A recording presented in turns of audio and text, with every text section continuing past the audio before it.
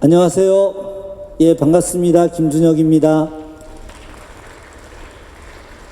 날씨가 쌀쌀한데 이렇게 많은 분들이 와 계셔가지고 저도 굉장히 뜻깊습니다.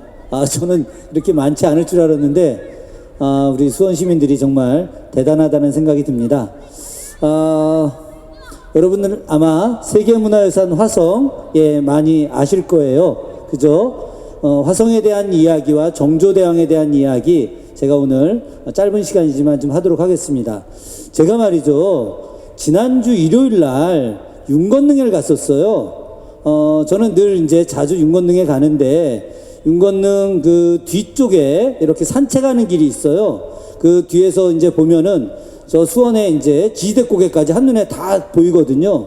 그래서 그 10월에 이 마지막 아름다운 경관을 보기 위해서 윤건능에 갔는데 글쎄 줄이 30m나 서 있는 거예요. 매표를 하는데 저는 평생 처음 봤어요. 제가 이렇게 윤건능을 100번도 더 갔는데 그 이유가 바로 이제 사도세자 이 영화 때문에 그렇게 많은 줄이 서 있는 거예요.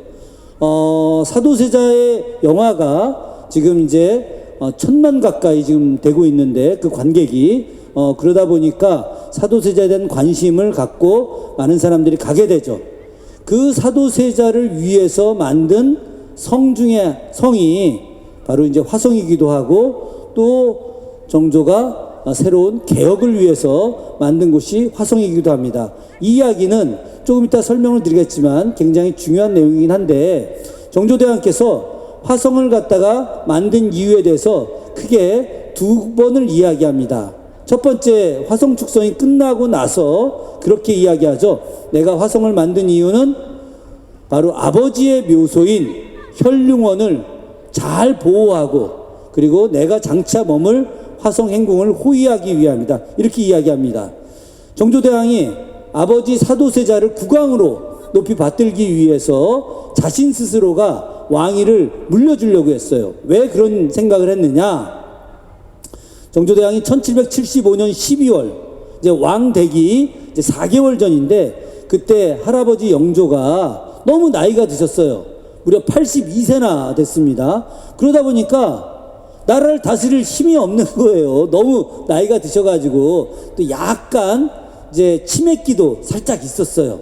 그래서 도저히 안 되겠다 싶어가지고 자기의 손자인 정조에게 대리청정을 하게 합니다. 대신 나는 이제 나라 다스릴 힘이 없으니 내 손자가 직접 나라를 다스리게 하겠다 이렇게 대리청정을 시키게 했는데 글쎄 뜻밖의 대리청정을 하는데 영조가 아주 이상한 이야기를 꺼낸 거예요. 그 이야기가 뭐냐? 바로 이런 내용이었어요. 우리 동궁 세손 이사는 듣거라. 만약 내가 왕이 된다 하더라도 너의 아버지 사도세자를 국왕으로 추존하지 마라. 이렇게 이야기를 한 거예요. 너의 아버지를 국왕으로 받들지 말라는 거야. 사실 정조는 말이죠, 아버지 사도세자를 본인이 왕이 되면 왕으로 올리려고 했어요. 그래서 아버지의 위패를 종묘에 봉안하게 하려고 했죠. 왜 그랬느냐? 조선시대 말입니다. 왕이 됐던 사람은 아무 죄가 없는 거예요. 아무 죄가. 그래서 그 사람은 오류가 하나도 없게 되는 거죠. 사실 여러분 작년에 영화 영린이라는 게 있었어요. 혹시 보신 분들 계신지 모르겠는데 보신 분 계시다네요. 그 영화 영린 내용이 뭐냐? 바로 1777년 그때 7월 달에 정조가 경희궁에 있을 때 정조를 죽이러 자객들이 쳐들어가는 내용입니다. 실제 있었던 사건이에요. 근데 그때 당시 이 도성 안에 온 나라 안에 퍼졌던 이야기가 팔자흉언이라는 게 있었는데 역적지자 불이군왕, 역적의 아들은 군왕이 될 수 없다 이런 말이었거든요. 정조가 사도세자의 아들이었지 않습니까? 근데 사도세자가 역적으로 몰려서 뒤주에 갇혀서 죽은 거예요. 그러니까 정조는 어떻게 되겠습니까? 역적의 아들인 거죠. 그러니까 왕에 대한 정통성이 없다고 많은 사람들이 수근수근 이야기를 했던 거예요. 그래서 정조가 자기의 정통성을 완전하게 갖추고 그래서 강력한 힘을 가지고 새롭게 개혁을 해서 조선을 부유하게 만들고 싶었던 거죠. 그런데 아버지가 역적으로 죽었기 때문에 아버지를 이제 왕으로 받들고 싶었는데, 아니 글쎄 영조가 세손이 왕이 되더라도 절대 국왕으로 추천하지 마라, 사도세자를, 그렇게 이야기해서 할 수가 없었던 거예요. 그래서 정조가 어떤 생각을 했느냐, 나중에 자기가 거꾸로 왕위를 물려줘서, 자기 아들한테 물려줘서 그 아들이 거꾸로 할아버지를, 사도세자를 국왕으로 추천하게 하면 영조가 했던 이야기를 위반하지 않는 거가 되는 거죠. 그죠? 그래서 정조는 바로 할아버지 그 영조의 말도 어긋나지 않고 아버지 사도세자도 잘 왕으로 받들기 위해서 이제 왕 자리를 자기 아들, 훗날 순조가 되죠, 세자에게 물려주려고 생각을 하고, 그래서 화성행궁에 머물려고 했어요. 그래서 이 화성행궁을 잘 지켜야 되겠다, 이런 생각으로 첫 번째 화성을 만들었다라고 이야기를 했어요. 그런데 실제 이야기는 뭐냐? 정조대왕이 1800년 5월 30일 날 엄청나게 중요한 선언을 합니다. 그 선언이 어떤 선언이었느냐? 바로 내가 이제부터 조선을 완전히 새롭게 개혁할 테니 나와 함께 할 사람들은 조정에 남고 나를 따르지 않을 사람들은 고향으로 돌아가라, 이렇게 이야기하죠. 그리고 나서 그 다음 날 이곳 수원, 당시에는 화성이라고 불렀죠. 그죠? 화성뉴스부의 최고 책임자였던 화성뉴스 서유린을 불러서 뭐라고 이야기를 하느냐? 경은 내가 왜 화성을 쌓은지 아느냐? 이렇게 물어봅니다. 그랬더니 화성뉴스 서유린이 제대로 대답을 못했어요. 그때 이 정조대왕이 이렇게 말씀하셨습니다. 내가 이 화성에서 농업도 새로 개혁하고 상업도 새로 개혁하고 관료제도도 새로 개혁하고 국방문제도 새로 개혁하고 이런 모든 것들을 새로 개혁해서 이것을 이곳에서 성공시키고 성공된 내용을 팔도에 보급해서 조선 전체를 부강하게 만들겠다, 이렇게 말씀을 하십니다. 이게 바로 화성을 쌓았던 진짜 이유였던 거죠. 그런 측면에서 정조는 화성을 통해서 아버지 사도세자도 받들고 또 조선도 부강하게 하고, 그런 두 가지의 생각들을 함께 갖고 화성을 만든 겁니다. 그런 이 화성을 사실 정조는 어떻게 만들었느냐? 바로 인간을 존중하는 과정에서 만드는 거예요. 제가 오늘 이야기하고 싶은 것은 바로 인간을 존중하고 그리고 창조의 정신을 갖고 만든 화성임을 여러분과 짧은 시간이지만 이야기하려고 하는 겁니다. 자, 다음 장면 한번 보여주시죠. 이분이 정조대왕이에요. 이 정조대왕께서 군복을 입고 계시죠. 그죠? 저 군복을 입고 있는 것에 대해서 정조대왕이 그렇게 이야기합니다. 정조대왕이 저 여기 말고 오산에 독산성이라고 있어요. 독산성 정상에 1790년에 올라갑니다. 왜 1790년에 올라가느냐? 그 1년 전에 1789년에 아버지 사도세자의 묘소를 서울에서 이제 그곳으로 옮기는 거예요. 지금 이제 육릉 자리로다가. 그래서 옮기고 그 다음에 거길 찾아갔다가 아버지 사도세자가 독산성에 1760년 30년 전에 올라가서 거기서 무예시연도 하고 활쏘기도 하고 군대 사열도 받고 막 이랬었거든요. 그래서 이분이 독산성에 올라갑니다. 올라갈 때 어떤 옷을 입고 올라가느냐? 군복을 입고 올라가요. 그 군복을 입고 올라가면서 정조대왕이 거기서 그런 말씀을 하십니다. 내가 오늘 이 자리에 군복을 입고 온 이유가 있다. 30년 전에 나의 아버지 사도세자가 이곳에 군복을 입고 올라오셨다. 내가 그것을 계승하기 위해서 군복을 입고 올라온 거다. 그리고 아버지 사도세자는 늘 행차를 할 때 군복을 입고 다니셨다. 그래서 내가 늘 다닐 때마다 군복을 입고 다닌다. 이런 이야기를 하는 거죠. 정조대왕이 저 군복을 입은 초상화를 1791년에 직접 그리게 하고 저 초상화를 이제 사도세자의 묘소인 당시에 이제 혈륜원이라고 불렀는데 혈륜원 제실에다가 잘 봉안을 합니다. 왜 봉안을 해? 이제 정조대왕이 이제 제가 소자가 아버님을 영원히 받들어 모시겠습니다. 이런 의미로 두는 거죠. 그래서 당시에 이제 정조대왕이 군복을 입은 초상화를 그리셨던 거예요. 그런데 정조대왕 초상화가 한국전쟁 기간에 6.25 때 부산으로 이렇게 문화유산들, 많은 국왕들 어진이 함께 부산으로 이제 잘 보관하러 내려갔다가 하필이면 창고가 불이 나는 바람에 역대 임금들 초상화가 다 불타서 없어져 버렸어요. 너무 안타까운 일이죠, 그죠? 그래서 이 초상화는 2004년도에 수원시에서 이제 정조대왕의 모습은 이랬을 것이다 라고 상상해서 그린 초상화입니다. 어쨌든 중요한 것은 군복을 입고 있다라고 하는 사실이죠. 정조대왕이 이런 말씀을 하세요. 문치규장, 무설장용. 문치규장, 무설장용? 무슨 말일까? 학문을 육성하기 위해서 규장각을 설치하고 무예를 육성하기 위해서 장룡형을 만들었다. 이렇게 말씀하시죠. 그러면서 새가 좌우의 날개로 날아가듯이 문과 무도 함께 발전해야 된다. 이렇게 말씀하셨어요. 근데 당시에 너무 학문만 중요시 여겼거든.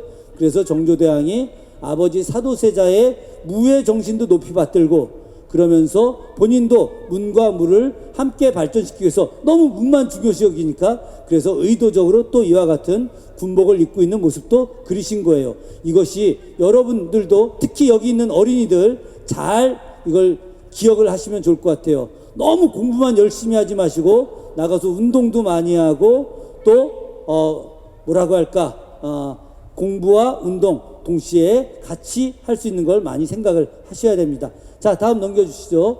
이분이 바로 정조대왕의 가장 가까운 신하였던 정약용 선생님이에요. 우리 그 일제강점기 시기에 아주 위대한 독립운동가이자 역사 연구자였던 정인보 선생님이라는 게 계십니다. 호가 위당이셨는데 이분께서 아주 중요한 말씀을 하셨어요. 어떤 말씀을 하셨느냐? 정조 없는 정약용은 존재하지 않고 정약용 없는 정조는 존재하지 않는다. 오, 틀린 말 아니죠, 그죠? 정조 없는 정약용은 존재하지 않아요. 정약용 없는 정조도 존재하지 않습니다. 제가 조금 전에 오늘의 강의는 바로 정조대왕이 화성을 축성하면서 했던 이런 위민의 내용과 백성을 사랑하는 내용과 그리고 또 하나 화성에 나타난 창조의 정신, 이런 것들을 제가 이야기하고자 했는데 그런 창조의 정신을 갖다가 극명하게 보여준 분이 바로 이 정약용 선생님이에요. 그래서 제가 정조와 정약용 선생님에 대한 이야기를 하는 겁니다. 자, 다음 그림 한번 볼까요? 이 그림이 바로 화성 전도예요. 1796년 9월 10일 날 화성의 모든 공사가 끝납니다. 그리고 10월 16일 날 낙남원에서 화성을 갖다가 완성한 축하 잔치를 베풀게 되죠. 그리고 나서 당시의 모든 기록들을 그대로 남겨놓게 됩니다. 그 남겨놓은 책이 화성성역의궤라고 하는 건데 그 제일 첫 번째 나오는 것이 이 화성전도예요. 굉장히 멋있죠, 그죠? 당시에 저 안에 약 한 1500호 정도의 민가가 있었고 그래서 백성들이 한 4500명 정도가 살았고요. 당시 저 안에는 장룡형이라는 군대가 약 5000명 정도가 있었습니다. 100여 개의 시설물들이 있고 저 안에 화성 행궁이 있고 아주 다양한 모습들이 나타나게 됩니다. 저 화성이 가만히 보면은 굉장히 멋지고 아름답게 만들어진 거예요. 유네스코가 1997년에 화성을 세계 문화유산으로 등재했어요. 그때 세계유산으로 등재한 이유를 4가지로 듭니다. 첫 번째 이유, 화성은 18세기에 만들어진 전 세계 동서양 군사건축물, 즉 성곽 중에서 제일 잘 만들었다는 거예요. 가장 멋지게 만들었다, 가장 튼튼하게 만들었다, 가장 성곽답게 만들었다, 그겁니다. 두 번째는 화성은 성곽임에도 불구하고 너무도 아름답게 만들어졌다, 이렇게 이야기합니다. 화성성역의궤에 보게 되면 정조대왕께서 화성을 축성할 때 일종의 지침 같은 걸 내려주십니다. 제일 중요한 지침, 바로 튼튼하게 쌓아야 된다, 이렇게 이야기하죠. 그리고 적은 비용을 갖고 검소하게 쌓아야 된다, 또 이렇게도 이야기하십니다. 그러면서도 마지막에 이런 중요한 말씀을 하세요. 아름답고 화려함은 적에게 두려움을 준다. 기왕이면은 튼튼하게 쌓고 적은 돈을 들여서 아주 박실하게 쌓으면서도 불구하고 기왕이면 아름다운 디자인을 만들어 주었으면 좋겠다라고 말씀을 하셨는데, 그 내용이 그대로 당시 축성에 참여했던 기술자들이 그대로 담아냈어요. 그래서 화성은 곳곳마다 아름답습니다. 방아수리정도 아름답고, 화옥문도 아름답고, 포루들도 아름답고, 제일 위에 있는 서장대 그 자체도, 팔달산 정상에 있는 서장대 자체도 아름답게 돼 있어요. 화성성역의궤에 보게 되면 서장대를 갖다가 저 남한산성에 있는 수어장대를 모델로 삼았다 이렇게 되어 있는데, 수어장대는 너무 투박하게 생겼어요. 그 수어장대하고 우리 팔달산의 화성하고 비교 자체가 안 됩니다.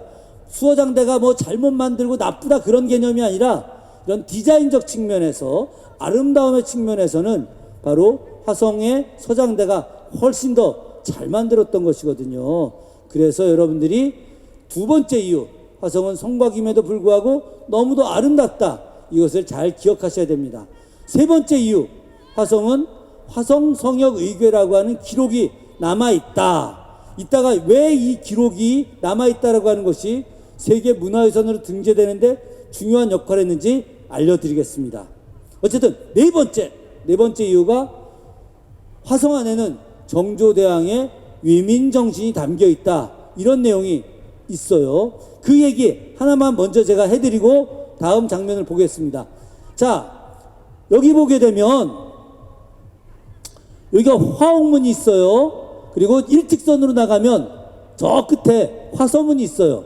화서문하고 화옥문 사이에 저 가운데 민가들이 있었거든요. 백성들 집. 그 자리에 원래 뭐가 있어야 됐느냐? 바로 이 끝에 있는 장안문이 있기로 돼 있던 거예요. 그래서 화서문, 장안문, 화옥문 일직선으로 이렇게 만들려고 했던 겁니다. 그런데 장안문이 저 민가 뒤로 쫙 빠져 있어요. 왜 거기다 만들었을까? 이유가 있어요.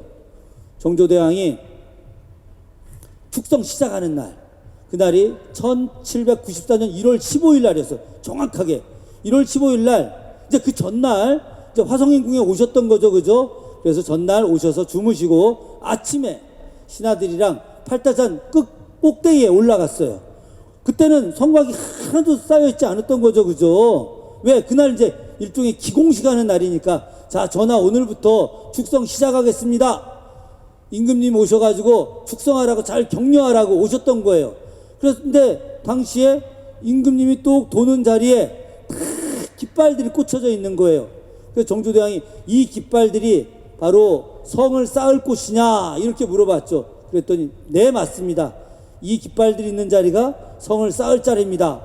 그래, 잘했다 라고 해서 이제 걸어가는데, 저 민가 사이에 깃발들이 잔뜩 꽂혀 있는 거예요. 아니, 성 쌓을 자리라는데 왜 저 백성들 집 사이에 저렇게 깃발들이 꽂혀져 있느냐 물어봤어요. 그랬더니 당시 책임자들이 하는 이야기가, 예, 전하, 저 자리에 성문을 쌓을 것입니다. 아니, 무슨 소리냐? 저 백성들 집을 그러면 철거하고 성을 쌓을 것이냐? 그랬더니 네, 맞습니다. 저 백성들 집을 다 이전하고 저기에다 성문을 쌓을 것입니다. 이렇게 이야기한 거예요. 그랬더니 정조대왕이 한 말씀 하셨어요. 아니, 그렇게 하면 안 된다. 어떻게 성을 쌓겠다고 백성들 집을 철거하고 성을 쌓느냐? 그렇게 하지 마라. 특히나 여기 사는 사람들은 이미 5년 전에 저 아버지 묘소 근처에 살다가 아버지 묘소 만드느냐고 어쩔 수 없이 국법 때문에 이쪽으로 이사를 온 사람들인데, 그 사람들한테 5년 만에 또 이사를 가라고 하는 것은 절대 올바른 것이 아니다. 백성을 위해서 성을 쌓아야 하는데 어떻게 백성을 힘들게 하면서 성을 쌓느냐? 그러지 말고 돈이 더 들어가더라도, 또 애초에 만든 성곽의 설계하고는 좀 다르더라도 그 성 모양을 좀 뒤틀린다 하더라도 백성들을 집을 철거하지 말고 백성들 집 바깥으로다가 성을 쌓아라, 이렇게 지시합니다. 아까 정약용 선생님 모습 봤죠, 그죠? 화성을 설계했던 분이 정약용 선생님이었어요. 정약용 선생님이 이렇게 세밀하게까지 설계를 했던 것은 아니고, 성의 높이는 얼마로 할까, 성의 길이는 얼마로 할까, 성을 쌓을 때 안으로 들여서 쌓아야 되는 게 좋다, 돌은 어떻게 날리는 것이 좋다, 과학기계는 어떻게 만드는 것이 좋다, 이런 걸 계획을 했거든요. 그러니까 정약용 선생님도 저 화서문에서부터 화학문 만드는데 그 사이에 백성의 집을 철거하고 거기에 성문을 만드는 건 전혀 이야기하지 않았던 것이었어요.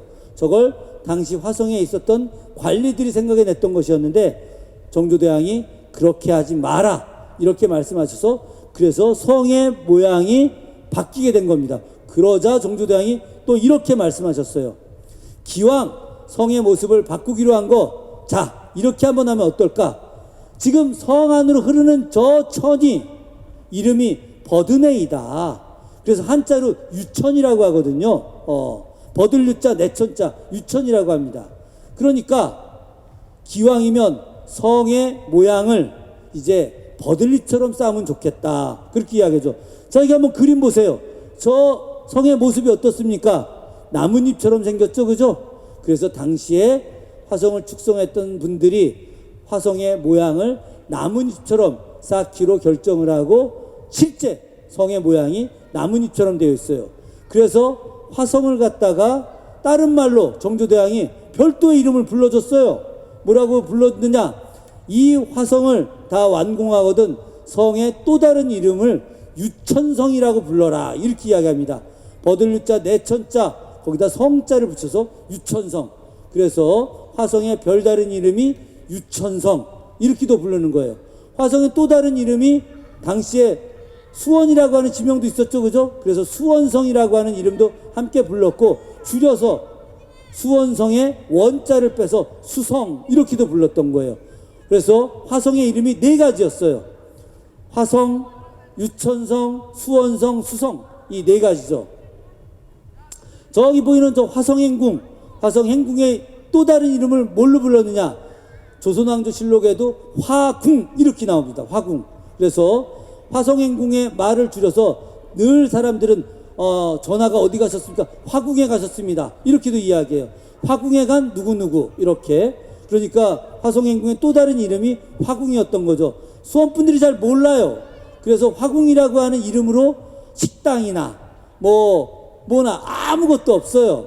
여기 계신 분들한테 오늘 제가 처음 화궁이라고 하는 이름도 알려드리는 겁니다. 자, 다음 한번 넘겨주시죠. 창조, 이게 바로 여기 보이는 농로에서 나오는 거예요. 조금 이따 거중기도 보여드리죠. 한번 더 보여주실까요? 예, 다음. 이게 바로 거중기죠. 조금 아까 보았던 농로 거중기 누가 만들었죠? 예, 다산 정약용 선생님이 만든 거예요. 이게 이 정약용 선생님이 이걸 만들고 나서 축성하는데 단 한 명도 죽지 않았어요. 원래 성 만들 때 무거운 돌에 막 이렇게 짓눌려 가지고 나르다가 죽는 사람들이 한둘이 아니었거든요. 그런데 저런 기계를 이용해서 쌓기 때문에 단 한 명도 죽지 않았어요. 물론 일부 다친 사람들은 있었습니다. 그러나 단 한 명도 죽지 않은 것이 기록에 남겨져 있어요. 그런데 더 놀라운 것은 저 기계 때문에 화성 축성이 원래 몇 년 걸릴 거냐? 10년 걸릴 거였어요. 10년. 처음 설계할 때 10년을 계획을 잡은 거예요. 1794년부터 쌓기 시작을 합니다. 그리고 나서 10년 동안 쌓아서 1804년에 끝내는 거예요. 왜 1804년이었느냐? 정조대왕이 아버지 사도세자의 묘소를 딱 수원으로 옮겼는데, 옮기고 나서 그 사이에 계속 왕자를 못 가졌는데 딱 왕자를 갖게 된 겁니다. 왕자를 가져서 이 왕자가 6월 18일 날 태어나요. 그 6월 18일이 무슨 날이냐? 바로 정조대왕의 어머니였던 해경궁 홍씨의 생일날이었어요. 얼마나 기가 막힌 날입니까, 그죠? 그래서 정조대왕은 앞서 제가 처음에 말씀드렸지만 아버지 사도세자를 국왕으로 추천하기 위해서 자신의 왕위를 아들한테 물려주려고 했죠, 그죠? 1790년에 태어난 이 아들이 1804년에 우리 나이로, 우리나라 사람들은 태어나면서 1살 되는 거죠, 그죠? 서양 사람들은 태어나고 1년 있어야 1살인데 우리나라 사람들은 태어나면서 바로 1살이야. 왜? 어머니 뱃속에 10달 있는 것을 한 살로 치는 거예요. 그러니까 우리는 처음부터 생명을 존중하고 인격을 대우하는 거야. 그러니까 우리나라 사람들이 태어나면서 한 살 쳐주는 거, 이거는 말이죠, 거꾸로 비합리적인 것이 아니라 인간을 존중하는 매우 역으로 합리적인 거예요. 그래서 1804년이 되게 되면 이 아들이 15살이 되는 거야. 조선시대 때는 말이죠, 15살이 되게 되면 왕이 친정을 하는 겁니다. 9살, 10살의 왕이 되면 대비가 수렴청정을 해요. 그리고 혹여라도 만약에 그 아버지가 자기가 상왕이 되고 싶다, 그래도 이 아들이 15살이 될 때까지 기다려야 됩니다. 그러니까 정조대왕은 아들이 15살이 되게 되면 왕위를 딱 물려주고 그 아들로 하여금 할아버지 사도세자를 국왕으로 추존하게 하려고 했어요. 그 1804년이 사실은 해경궁 홍씨의 칠순되는 해입니다. 그러니까 원래 정조대왕이 10년간 계획을 세웠거든요. 그래서 어머니 해경궁씨 회갑진차년을 화성행궁에서 하잖아요. 그죠? 아까 보았던 화성행궁에서 하면서 뭐라고 얘기했느냐, 그때도 계속 10년 쌓을 생각을 했던 거예요. 어머니 칠순잔치를 여기서 할 거다. 그러니 오늘 했던 모든 기물들, 뭐 탁자, 그릇, 이런 것들 다 그대로 두어라, 이렇게 생각을 한 거죠. 그래서 어머니 칠순잔치를 탁 내려와서 하는 거예요. 그리고 다음날 자기 아들한테 왕위를 물려주는 의식을 하는 거예요. 그러면 그 다음날 새로 왕된 사람이 할아버지 사도세자를 국왕으로 받드는 또 의식을 하려고 한 거죠. 이게 바로 정조대왕의 아주 기가 막힌 계획이었어요. 그런데 정조대왕이 이 계획을 세우기 4년 전에 돌아가셔서 이걸 실천을 못한 거죠. 너무 안타까운 일이었죠. 어쨌든 정조대왕이 10년 동안 축성을 하려고 했는데 이 기계를 만들면서 너무나 빨리 돌을 올리고 쉽게 성을 쌓다 보니까 2년 9개월 만에 성이 딱 마무리가 된 거예요. 4만 양도 절감하고. 그러니 얼마나 놀라운 일입니까? 그죠? 이게 바로 새로운 과학기계를 만드는 것들, 이게 창조이고 또 이게 백성을 갖다가 사랑하고 존중하는 건 거예요. 그러니까 우리 여기 있는 어린이들, 청소년들 모두가 다 과학자가 되는 것들, 이것이 혼자 공부 잘해서 과학자 되는 것, 그것이 아니라 바로 이 나라 전체의 발전과 그리고 이 나라 국민들을 발전시키는 굉장히 중요한 노력을 하는 겁니다. 우리 요 앞에 있는 꼬마, 안경 쓴 꼬마, 나중에 과학자가 꼭 되기를 진심으로 바래요. 그럴 수 있지? 네, 예. 우리 박수 한번 좀 쳐주세요. 예. 아주 그냥 똘똘하게 생긴 게 엄마 닮아서 그렇게 이쁘게 생겼구나. 그렇구나. 예. 그런데 이 거중기 농로가 말이죠, 특별한 인연이 있어요. 이게 어떤 인연이 있냐? 여러분들, 저 거중기 농로가 저 멀리 유럽에서 갈릴레오 갈릴레이가 만든 크레인을 전수받았다고 여러분 제가 이야기하면 믿으시겠습니까? 그런데 이게 사실이에요. 왜 사실이냐? 제가 증거를 보여드릴게요. 다음 그림 한번 보여주시겠어요? 자, 갈릴레오 갈릴레이라는 분이 있어요. 갈릴레오 갈릴레이 들어보셨죠? 이분이 했던 유명한 얘기가 뭡니까? 그래도 지구는 돈다, 뭐 이랬던 거죠. 그죠? 이분이 막 천문도 연구하고 막 이랬는데 가만히 보니까 당시 사람들은 지구를 중심으로 태양이 지구를 이렇게 돈다고 생각했는데 이분이 연구해 보니까 그게 아니야. 우리 지구가 태양을 도는 거야. 그렇게 얘기했더니 막 난리가 났었죠. 그죠? 그래서 어쩔 수 없이 네, 교황성하 맞습니다 막 이야기하고 나오다가 그래도 지구는 돈다 이렇게 이야기했던 분이죠. 굉장히 대단한 과학자였습니다. 이분이 제자를 많이 길렀어요. 이분의 제자 중에 한 사람이 바로 중국으로 이제 선교 활동을 옵니다. 테렌스라고 하는 사람이, 테렌스, 포르투갈 사람입니다. 이 사람이 신부가 됐어요. 신부 되기 전부터 갈릴레오 갈릴레이 밑에서 열심히 공부를 했어요. 그러다가 로마 교황청에서 예수의 소속인 이 테렌스 신부한테 너는 이제부터 중국에 가서 선교 활동을 해라 이렇게 이야기하죠. 왜 그랬느냐? 이분이 갈릴레오 갈릴레이 밑에서 열심히 천문, 건축, 토목 이런 걸 공부한 거예요. 발명도 잘하고.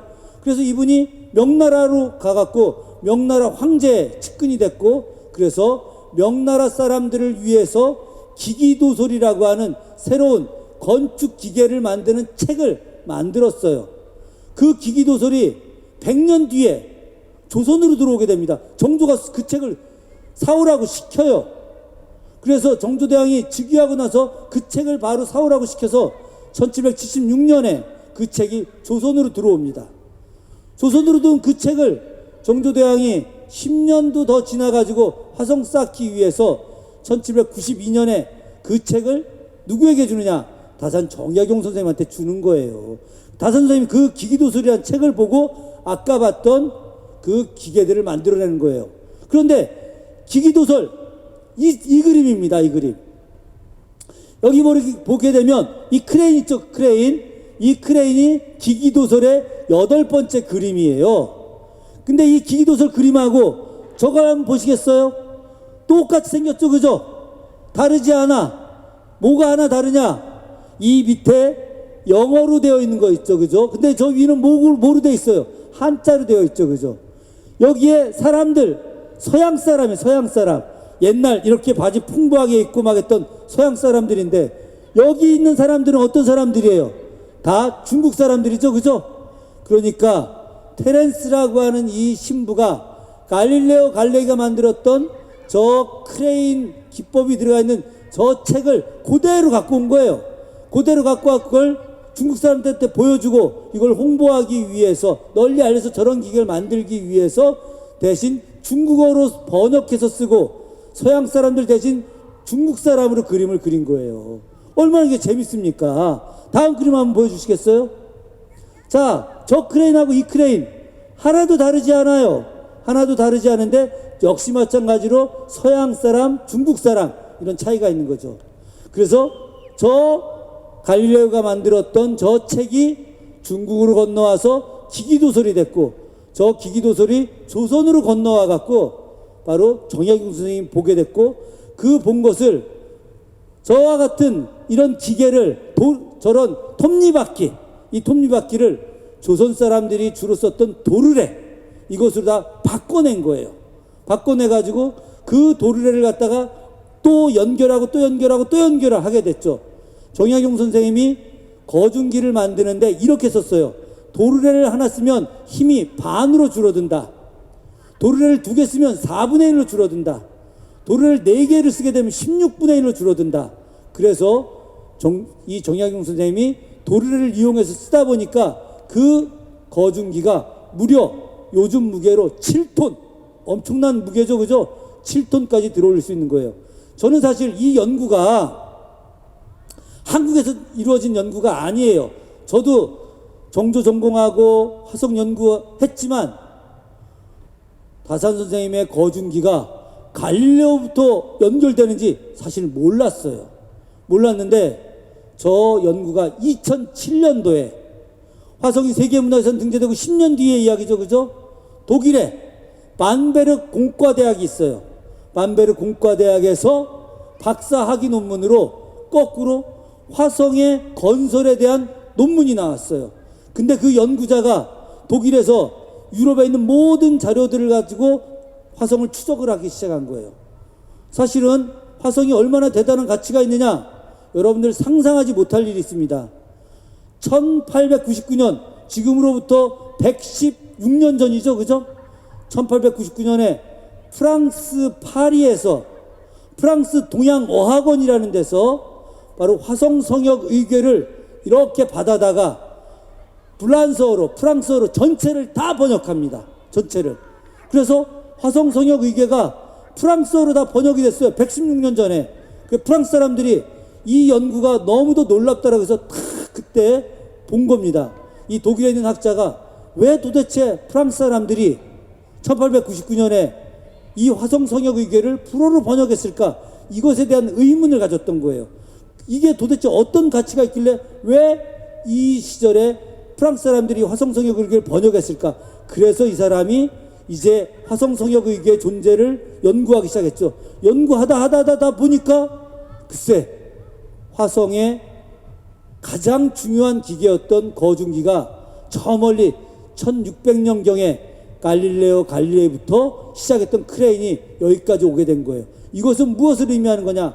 동과 서양의 문화가 교류한다는 거죠.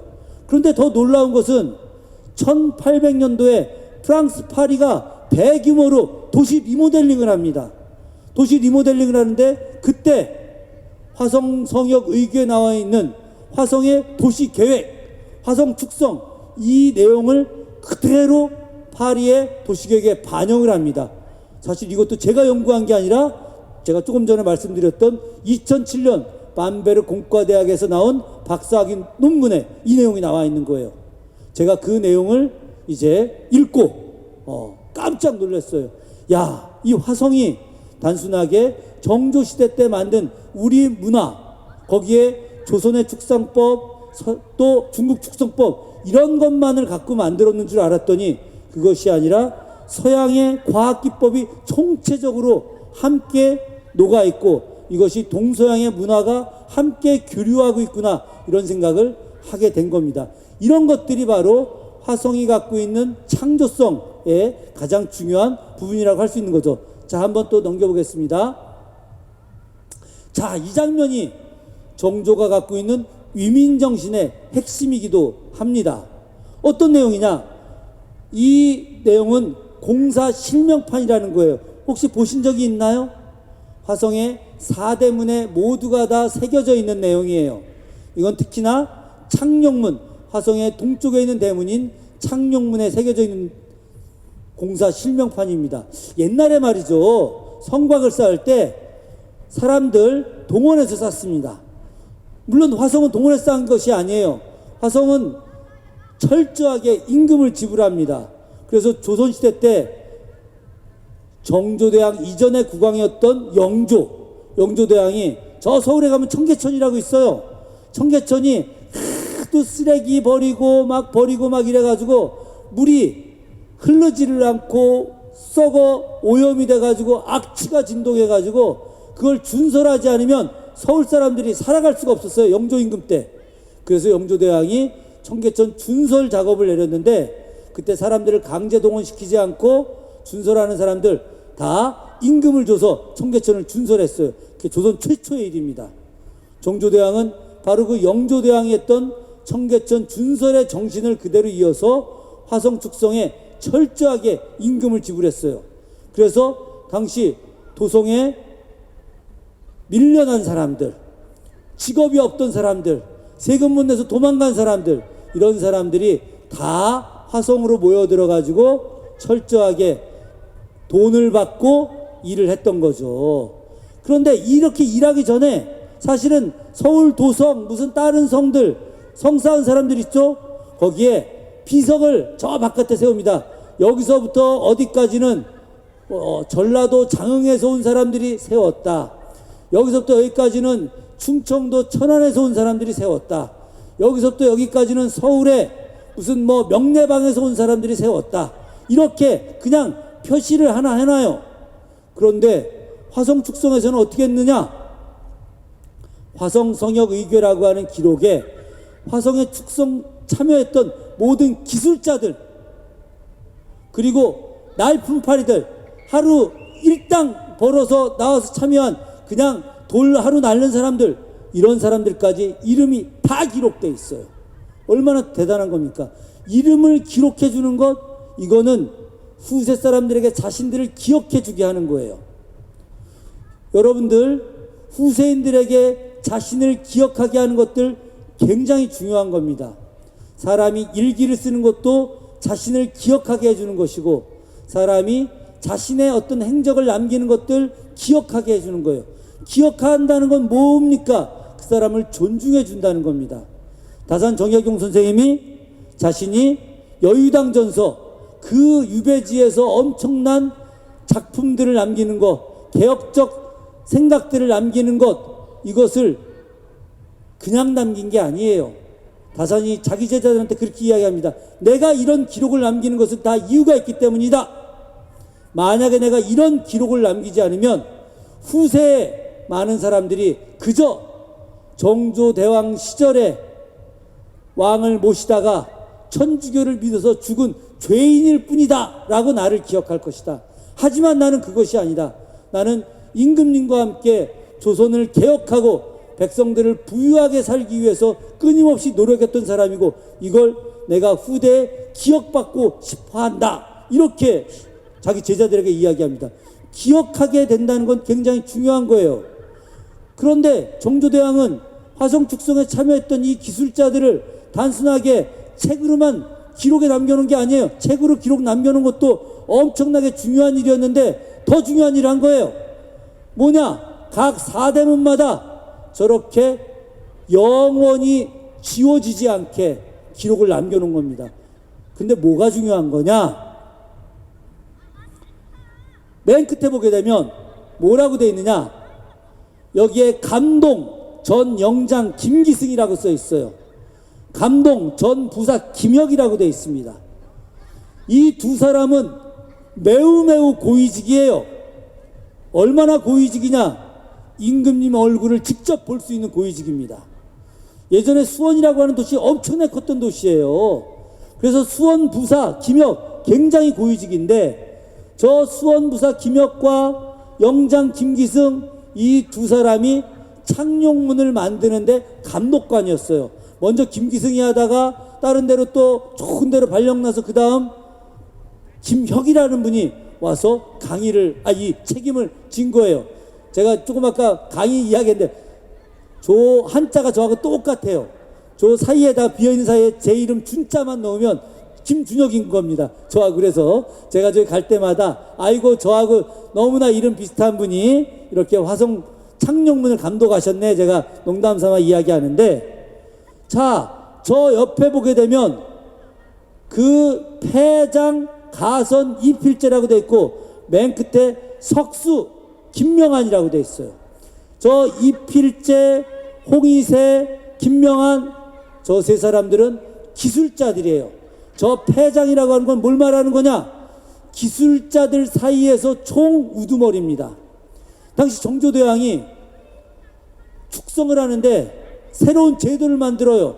기술자들을 불러 모으고 그 기술자들끼리 그룹을 만들게 하고 석수, 목수, 칠쟁이, 톱칠쟁이, 대패쟁이, 기와쟁이 여러 가지의 기술자들이 있을 거 아닙니까? 각각의 석수에서의 우두머리, 목수에서의 우두머리 이런 각각 분야에서 우두머리를 두기도 하고 그리고 전체 기술자들의 총 우두머리를 두게 하는데 그게 바로 폐장인 거예요. 그 폐장인 사람이 이필제라고 하는 인물이었던 거죠. 저 이필제와 더불어서 석수 김명한까지 저 사람들에게 저 높은 고위직에 있는 양반 사대부가 아주 높은 임금님 얼굴을 직접 볼 수 있는 사람과 함께 영원히 기억하게 해준 거예요. 그 사람들을 엄청나게 존중한 겁니다. 정조대왕이 화성축성에 참여했던 기술자들한테 선물을 내려줘요. 어떤 선물이냐? 겨울에 추운 겨울에 춥지 말라고 털모자를 내려줍니다. 근데 그 털모자가 그냥 털모자가 아니에요. 조선시대 때 여러분들 이해 안 가시겠지만 정삼품 당상관 이상 임금님 얼굴을 볼 수 있는 그런 고위직들에 한해서만 털모자를 쓸 수 있게 됐어요. 법으로다가 신분제 사회였기 때문에 그런 털모자 쓰는 거 평민들 아예 못 쓰고 양반들 중에서도 직급이 높지 않은 양반들 절대 못 썼어요.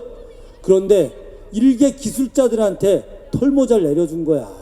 얼마나 이들을 대우해 준 겁니까? 이들 감격스러워서 일을 열심히 한 거예요. 거기다가 겨울에 춥지 말라고 또 무명 소못을 내려주고 여름에 더위 먹지 말라고 척서단 내려주고 겨울에 또 제중단이라고 하는 또 열나는 또 영양제 같은 걸 내려주는 거예요. 여기에 더해서 정조대왕이 화성에 가면 연무대라고 하는 중요한 건축물이 있습니다. 연무대가 주로 군사들 무예 훈련하고 정조대왕이 그 군인들 사열받는 장소로만 알고 있지만 그것이 아니라 물론 그것도 맞지만 정조대왕이 축성 기간에 거기서 기술자들과 함께 크게 회식을 했어요. 술도 주고 안주로 나온 것이 대구탕 이렇게 중계 기록했어요. 정조대왕이 거기서 기술자들한테, 관리들도 물론 있었지만 임금님이 석수, 목수, 칠쟁이 이런 기술자들과 함께 한 공간에 몇백 명을 불러 모아놓고 앉아가지고 함께 술을 마시고 격려를 해주는 겁니다.